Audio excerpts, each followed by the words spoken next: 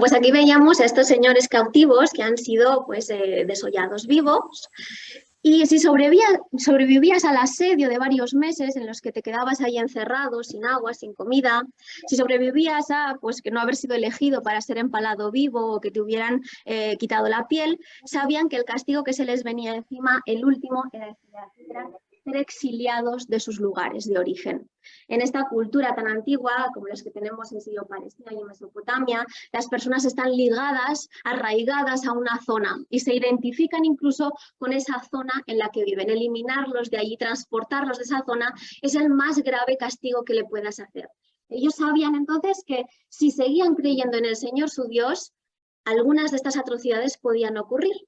Entonces, cuando leemos el texto bíblico y vemos que Ezequías, cuando oye estas palabras entra en el interior del templo y ora a su Dios, y todo el pueblo de Israel sigue confiando en que el Señor su Dios les va a salvar, ahora, comprendiendo el contexto en el que nos encontramos, comprendiendo lo que les podría pasar, lo que se les venía encima, entendemos la maravillosa fe que tiene la ciudad de Jerusalén por seguir creyendo en el Señor a pesar de conocer las atrocidades a las que podrían enfrentarse.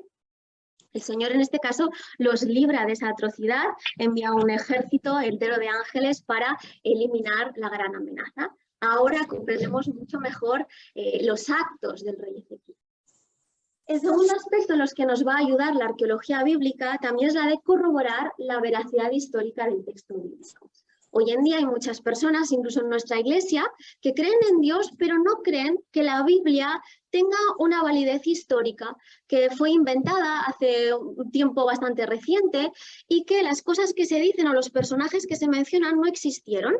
La arqueología bíblica nos puede ayudar en eso, como por ejemplo en este gran descubrimiento que se hizo de una de las ciudades, que fue la ciudad de Ecrón.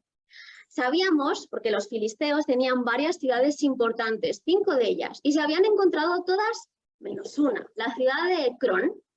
Se estaba excavando en el año 1800 una ciudad que hoy en día se llama Tel Mikne, y en esa ciudad se creía que podría ser la ciudad de Ecrón.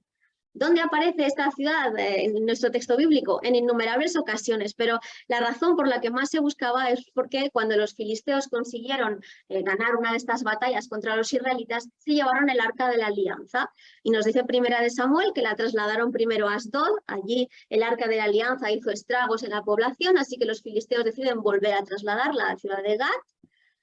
Y finalmente, en la ciudad de Gat también realiza varios estragos, así que la trasladan a la ciudad de Ecrón. Pero no la habíamos localizado. Durante 100 años estuvieron los arqueólogos excavando en la ciudad de Tel Mikne, creyendo y confiando que era la ciudad de Ecrón. 100 años después encuentran la estela que les dice que correctamente están excavando la ciudad de Ecrón. Esta estela que veis aquí nos menciona a un rey, al rey Aquis, que él construyó un templo para su deidad, la señora Pidzi en este caso. Nos dice que es hijo de Padi, que es hijo de Yasid, que es hijo de Yair, gobernante de Ecrón. Encontramos la estela en la ciudad indicada que nos dice que estamos excavando correctamente la ciudad de Ecrón.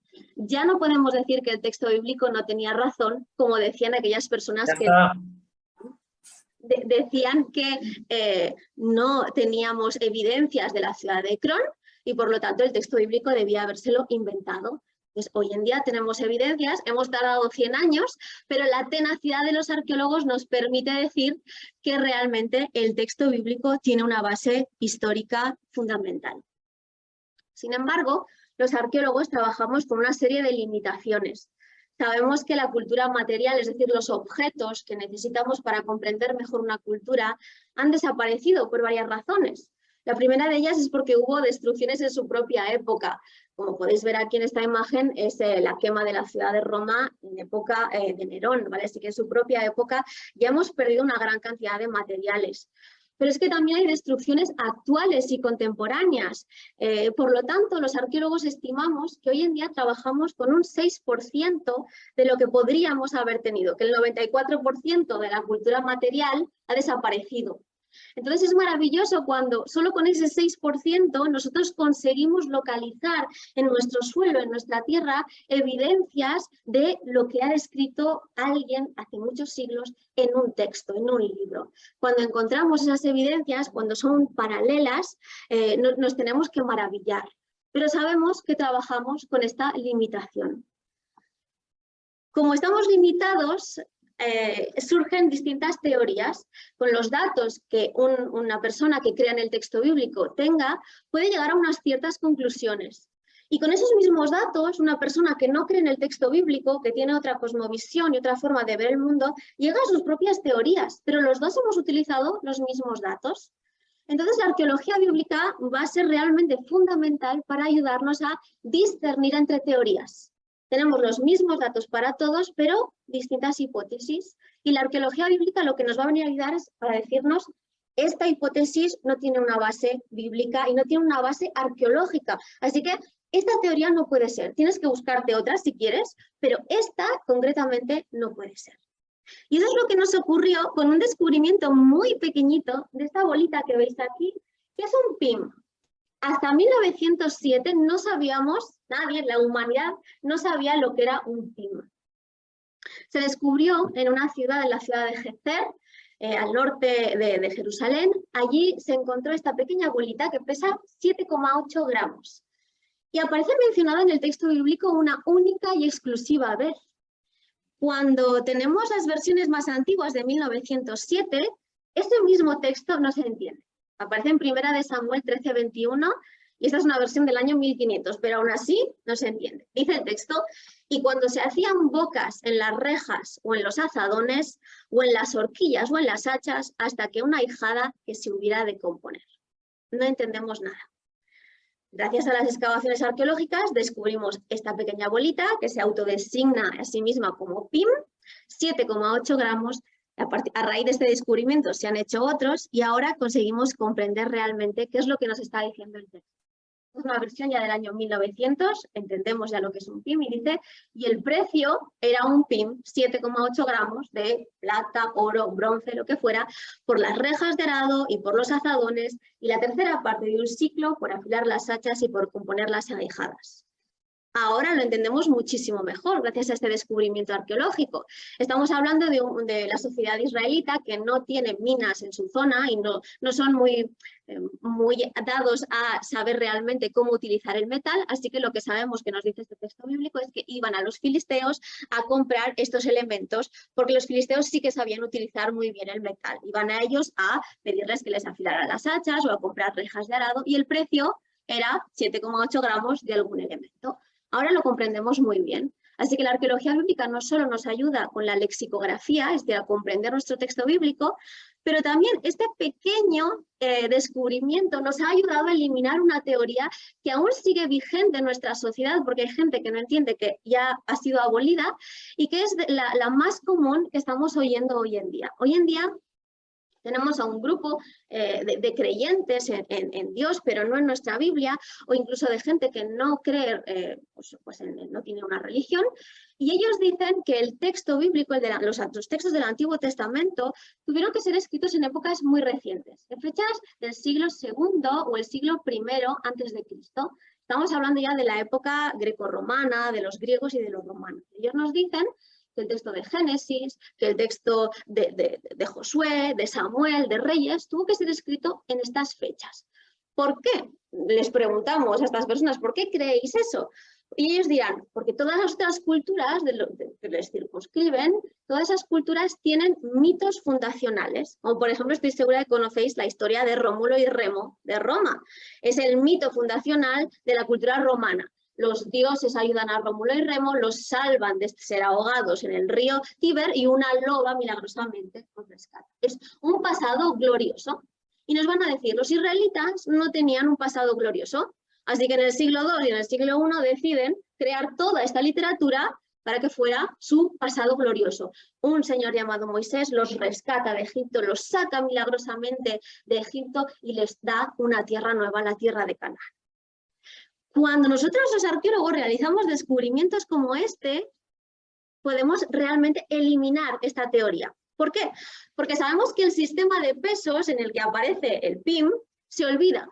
Es lógico y es normal. Sabemos que el reino de Israel y el reino de Judá va a ser deportado. Sus habitantes van a pasar de vivir en su país a otro y se van a tener que adaptar a una cultura, a un idioma, a una religión, a una forma de ver el mundo distinta. Y estoy segura de que lo primero que se llevan sabiendo que se van a ser deportados no es su sistema de pesos. Es ilógico totalmente. Es como si las personas que vienen ahora de Ucrania o las personas de La Palma por culpa del volcán, lo primero que ponen en su maleta son su balanza, su báscula, su calculadora, su ábaco, lo ponen y se lo llevan. Pues si nosotros no haríamos eso, es ilógico pensar que los antiguos se llevaran algo tan nimio y de tan poca importancia para ellos. Se llevarían cosas de valor o cosas útiles. Así que sabemos que en el año 607 o alrededor de esta fecha, este sistema tiene que ser olvidado, porque los habitantes de Israel van a pasar siglos y siglos habitando en otras zonas y se van a convertir en esas otras personas. Van a hablar con otro lenguaje y van a utilizar claramente el sistema de peso que allí se utilizaría. El sistema de peso es distinto en cada zona, así que el de Israel queda olvidado. Hasta 1907, cuando se desentierran, no sabíamos lo que era. Entonces no podemos decir que los textos han sido escritos en el siglo I y II. ¿Por qué? Porque esas personas no conocerían lo que es un PIM, no estaría en su memoria. Han pasado siglos sin utilizar ese sistema de pesos. Así que simplemente con esta bolita de 7,8 gramos, los arqueólogos podemos decirles a aquellas personas que dudan de cuándo se escribió el texto bíblico o de si es real o no, podemos decirles que tiene que serlo. Porque es imposible que un ser humano escriba algo que ha olvidado o que no sabe que existe. Sin embargo, y aun sabiendo todo esto, vemos que en el mundo de la arqueología parece que estamos divididos entre aquellos que sí que creemos en el texto bíblico y aquellos que no creen en el texto bíblico. Los que no creen en el texto bíblico nos van a decir que ellos son mucho más científicos que nosotros. Y tenemos algunos ejemplos, ¿vale?, de esta dualidad de arqueólogos. El primero que veis aquí es Niels Peters, que él es un gran arqueólogo, pero que dice esto: sabemos que el Antiguo Testamento apenas contiene fuentes históricas sobre el pasado de Israel.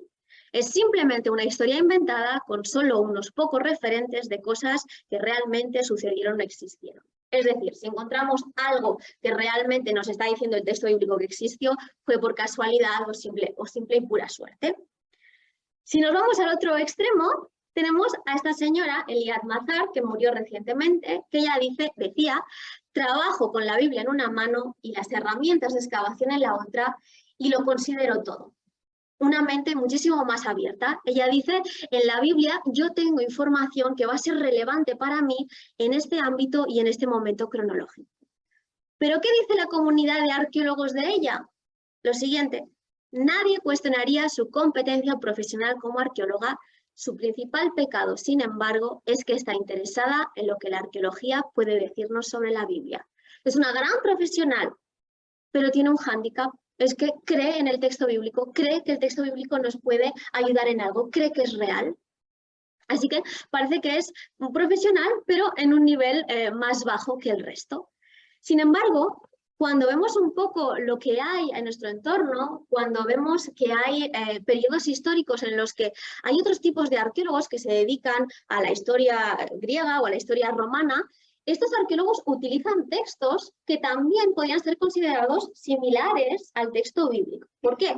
Porque tienen el texto bíblico, sabéis que tiene una parte que se puede comprobar con la historia, ¿vale? Podemos comprobar algunas conquistas, personas, y tiene una parte que solo puede ser creíble por fe, tiene algo que es extraordinario, que va más allá de nuestro mundo humano. Pues estos libros escritos por Homero y por Heródoto también contienen una parte histórica y comprobable y otra, como sus dioses, que tiene que ser creída por fe, si se quiere. Entonces, a estos arqueólogos que utilizan los textos de Homero y los textos de Heródoto, no se les dice que sí son profesionales, pero su pecado es utilizar estos textos. Es más, se les alaba por haber utilizado estos textos en la búsqueda de información de la cultura griega y de la cultura romana. Entonces parece que la cuestión radica en si realmente es fiable el texto bíblico, porque parece que es fiable en los textos de Homero y Heródoto, pero que el texto bíblico no. Y sin embargo, tenemos un gran descubrimiento arqueológico que nos permite decir con un sí rotundo que la Biblia es fiable. ¿Y cómo lo sabemos? Porque los arqueólogos descubrieron los manuscritos del Mar Muerto. Estoy segura de que los conocéis. Fueron descubiertos en 1947 por unos grupos de beduinos. Fue un hallazgo fortuito. Se les perdieron unas cabras, unas ovejas. Fueron a buscarlas. Encontraron unas cuevas. En su interior unas tinajas. Y en el interior de las tinajas parte de algunos rollos del Antiguo Testamento. Hoy en día se han estudiado mucho y se siguen estudiando y han encontrado más de 400 fragmentos. De esos 400 fragmentos, unos 230 manuscritos del texto bíblico, del Antiguo Testamento. Tenemos todos los libros del Antiguo Testamento en fragmentos, salvo el libro de Esther. No sabemos si es porque aún no se ha encontrado o si pues esta comunidad de escribas no les interesaba tanto el libro de Esther, no lo sabemos. Pero datan de siglos muy anteriores. Tenemos desde el siglo III a.C. hasta el siglo I después de Cristo. Generación tras generación de gente que se dedicaba a la copia del Antiguo Testamento y de estos libros que eran tan importantes para ellos. El rollo más importante y el más famoso es el rollo de Isaías, porque lo tenemos completo y data del año 125 a.C. Coincide con las versiones más antiguas que teníamos del texto bíblico antes de encontrar los rollos del Mar Muerto, coincide en un 95%. Eso es maravilloso, el saber que la coincidencia es de un 95%. No tenemos ningún otro texto que sea igual de antiguo y que comparándolo con la versión más moderna, más reciente que teníamos, esté a un 95% de coincidencia. Sobre todo, es aún más maravilloso cuando sabemos que ese 5% de discrepancia se debe simplemente a la forma en la que copiaban estas comunidades del Qumran. Como sabemos que tenían grandes salas en las que se colocaban en el suelo los escribas y había un señor que iba dictando de viva voz el rollo que tocara en ese momento. Ese 5% de discrepancia son simplemente errores a la hora de escribir, errores gramaticales que ni siquiera cambian el texto bíblico. Es como si yo ahora hiciera un dictado y digo la palabra príncipe y en vez de una C vosotros escribís una S. Cuando yo leyese el rollo, lo entendería, pone príncipe, ¿vale? O sea, habéis equivocado en una letra, pero el contexto y el texto sigue siendo el mismo. Hay un error simplemente pequeño, humano, gramatical. Así que ese 5% es simplemente un error a la hora de copiar. El resto es igual. Cuando lo comparamos con la versión más antigua que teníamos de los textos bíblicos, el Código de Leningrado del año 900, tenemos unos 1000 años ya en los que podemos comparar, a ver si ha habido algún cambio desde la creación del rollo de Isaías al Código de Leningrado y está casi que en su totalidad, el 95% igual. Así que tenemos 2000 años de un texto que no ha variado de variaciones esenciales. No tenemos ningún otro texto humano que haya sobrevivido tanto periodo de tiempo sin ninguna variación esencial. Esto no se debe a la mano humana, se debe a la mano divina que lo ha cuidado. ¿Y si fuéramos tan exigentes con los textos de Homero y Heródoto que los otros arqueólogos utilizan y que la comunidad de arqueólogos se jacta de que está bien hacerlo? Pues si fuéramos tan estrictos con Homero y con Heródoto no pasarían la prueba. Los textos más antiguos que tenemos de Homero son del siglo III a.C., 3 líneas que no coinciden con los textos que tenemos hoy en día. Así que podrían ser de Homero o podrían no serlo. Y con Heródoto nos pasa lo mismo. Nos colocamos ya en el siglo III después de Cristo, 13 líneas con variaciones del idioma graves y severas. Así que no, el texto bíblico ha sido conservado por algo más que la mano humana. Sin embargo, y aun sabiendo todo esto, hay gente que decide no creer. Tenemos aquí al gran pensador y escritor Dostoyevski que nos dice: el hombre tiene tal predicción por los sistemas y las deducciones abstractas que está dispuesto a distorsionar intencionalmente la verdad. Está dispuesto a negar la evidencia de sus sentidos para justificar su lógica. Aunque nosotros saquemos una gran cantidad de descubrimientos, aunque vayamos con un montón de evidencias, aquellas personas que no quieran creer, aquellas personas que decidan que el texto bíblico es una invención, van a seguir pensando que lo es. Incluso con los mismos datos, ellos van a intentar que su hipótesis y su teoría encaje, aunque sea a la fuerza, dentro de la idea y la cosmovisión que tengan en ese momento dado. Así que los arqueólogos hemos decidido seguir las palabras de Jesús cuando les dijo a sus discípulos que si ellos se callaran, las piedras a lo largo del camino se pondrían a clamar las buenas nuevas. Así que vamos a dejar que las evidencias arqueológicas nos digan si realmente podemos fiarnos o no del texto bíblico, si tiene una historicidad este texto tan antiguo. Así que hoy os traigo algunas evidencias arqueológicas de personajes bíblicos, personajes que aparecen en nuestro texto bíblico y que la arqueología nos confirma que existieron.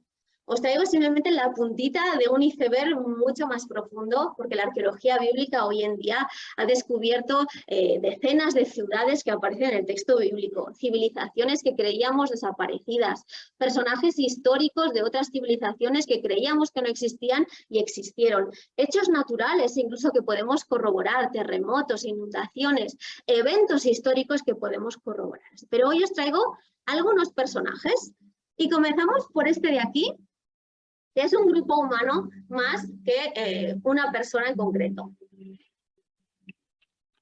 Es la estela del faraón Merneptah, que la datamos en el año 1200 a.C. Y este faraón, al parecer, realiza una campaña militar en la zona de Canaán, y allí se encuentra con un grupo humano habitando en Canaán, que lo llama Israel. ¿Vale? Aquí veis el jeroglífico que se utiliza y que sabemos hoy en día que se utiliza para designar al grupo humano que nosotros conocemos como Israel. En 1200 hay gente viviendo en Canaán que se llama Israel. Así que ya no podemos aceptar esa teoría de que los textos son una invención, porque yo tengo aquí una evidencia clara de que hay un grupo humano que se llama Israel que vive en Canaán en el año 1200. Así que fueran escritos o inventados esos textos en el siglo II y I, pues ahora tengo una evidencia que me dice que eso no puede ser.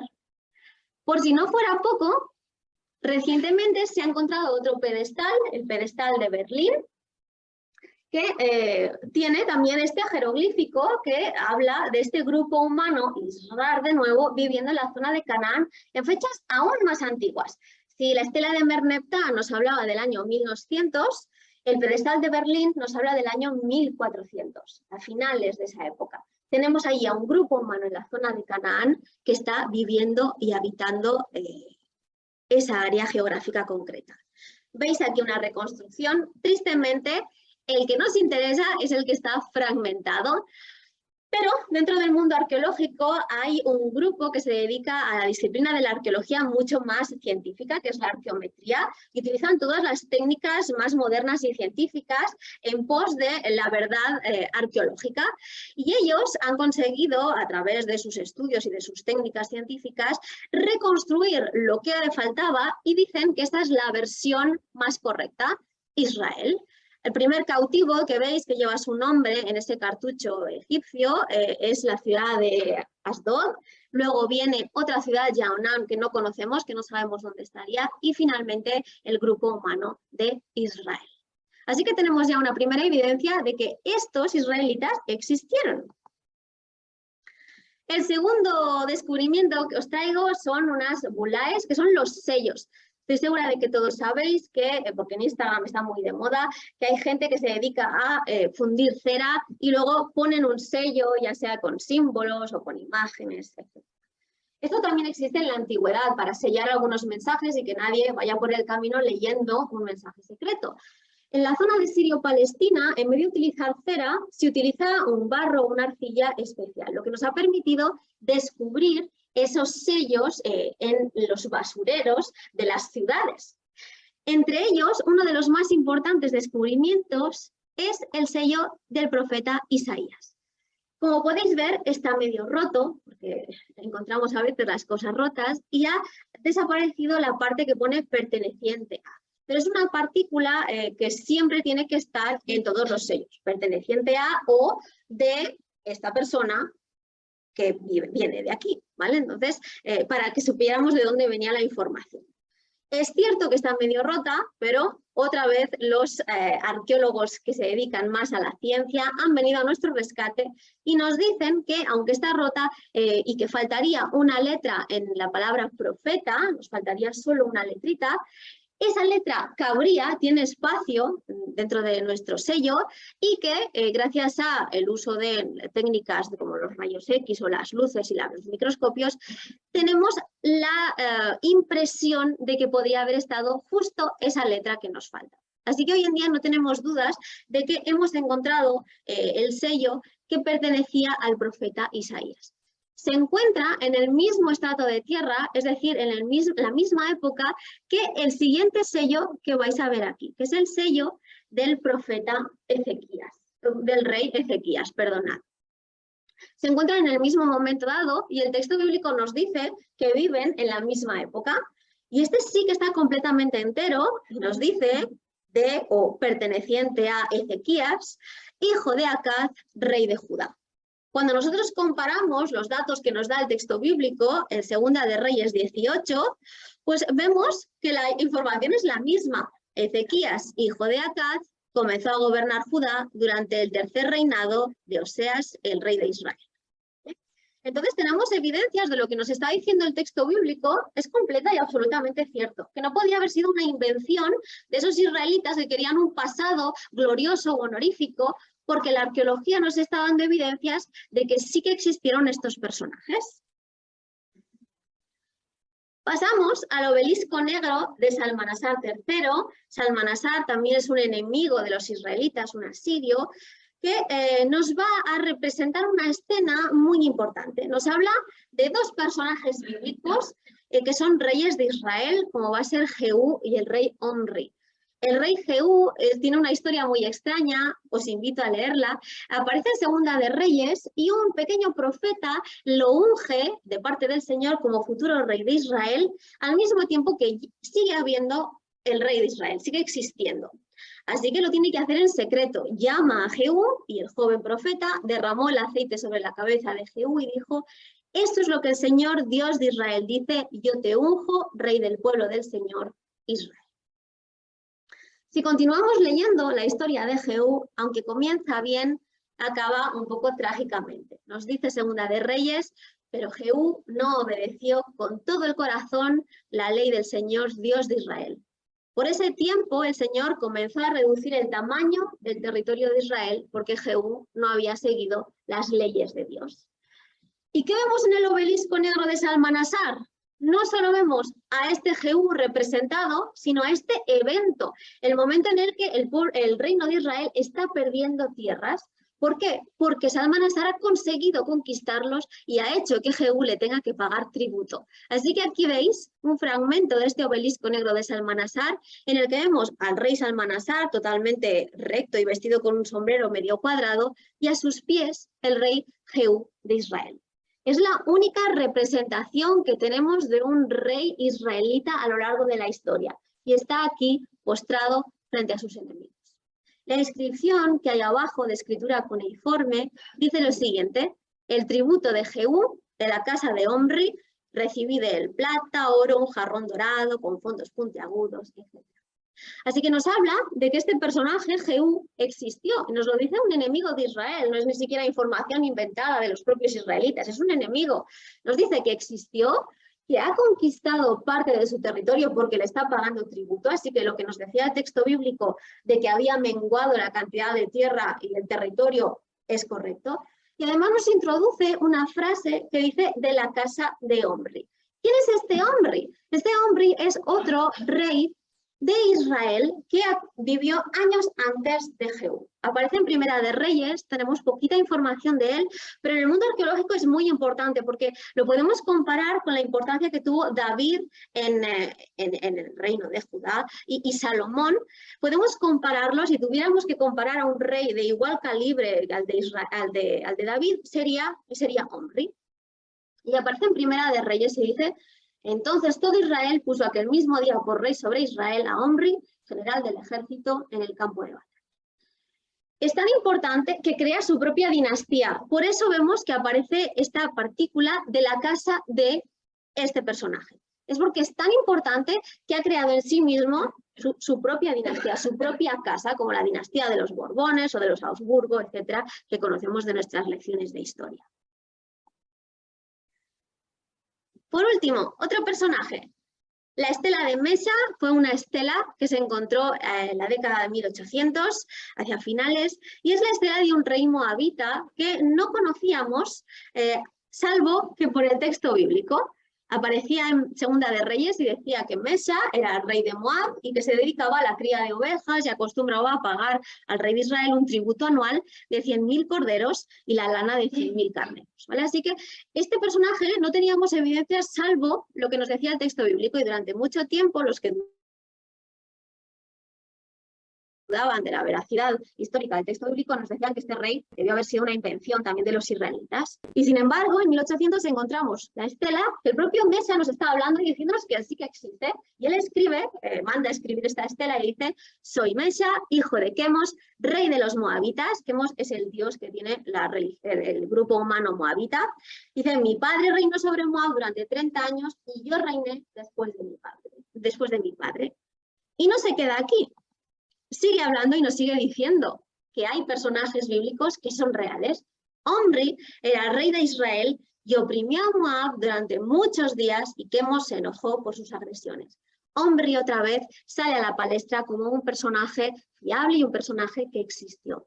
Como veis, la estela está bastante fragmentada, así que durante mucho tiempo se olvidaron y no se conseguía leer completamente, hasta que un día estos arqueólogos, con esta nueva ciencia, con estos nuevos descubrimientos, encontraron que en la línea 31 dice la misma partícula de cómo se hablaba de Omri, de la casa de Omri, pero tenemos lo mismo con un tal David, de la casa de David. Como hemos perdido el contexto, no sabemos muy bien qué es lo que estaría diciéndonos Mesa, pero seguramente nos diría que hizo guerra contra algún rey de la casa de David. Como no lo encontramos hasta épocas recientes, tuvimos que encontrar otro descubrimiento, como fue la estela de Telda, que se encontró en 1993-1994. Hasta esa fecha la gente dudaba de que David hubiera existido. Nos decían, forma parte de los mitos israelitas como Rómulo y Remo. Pero en 1994 se encuentra esta estela que nos habla de un montón de personajes bíblicos. Y de nuevo, no son los propios israelitas quienes nos hablan de sus personajes, sino que son los enemigos. Son Hazael, el rey de Damasco, que nos habla y nos dice que él mató a Joram, hijo de Acab, rey de Israel, y también mató a Ocosías, hijo de Joram, de la casa de David. Así que ya teníamos la evidencia fundamental e irrefutable de que este personaje de David existía. No solo David, sino también todos estos personajes que aparecen en Segunda de Reyes. Joram, hijo de Acab, comenzó a gobernar Israel, y Ocosías, hijo de Joram, comenzó a gobernar Judá también en un momento dado de su historia. Entonces tenemos evidencias tras evidencias de que estos personajes de los que nos habla el texto bíblico son realmente personajes que ocurrieron en la realidad. Al final de la gran trayectoria del doctor y arqueólogo William Albright, él llegó a decir esto que veis aquí. El lector puede estar seguro de que no se ha encontrado nada por parte de los arqueólogos que perturbe una fe razonable y no se ha descubierto nada que pueda refutar una sola doctrina teológica. Ya no nos molestamos con los intentos de armonizar la religión y la ciencia o para probar la Biblia. La Biblia puede valerse por sí misma. Es decir, ya no hay necesidad de que vayamos nosotros detrás de toda la gente intentando convencer. ¿Por qué? Porque la arqueología nos está diciendo una y otra vez que el texto bíblico tiene razón. Entonces, es cierto que no podemos esperar encontrar evidencias de todos los personajes, ni de todos los eventos, ni de todas las ciudades que nos menciona el texto bíblico. Pero poco a poco, y gracias a todos estos descubrimientos, vamos sentando las bases de una base de datos que nos van diciendo una y otra vez que el texto bíblico es histórico y que el texto bíblico es fiable. Y podemos decir, como dijo Isaías, que la hierba se seca y la flor se marchita, pero la palabra de nuestro Dios permanece para siempre. Podemos confiar en lo que nos ha revelado la Biblia, no solo del pasado, sino también de las hermosas promesas que nos tiene reservado en el futuro. Pues esto es todo. Muchísimas gracias por haber participado.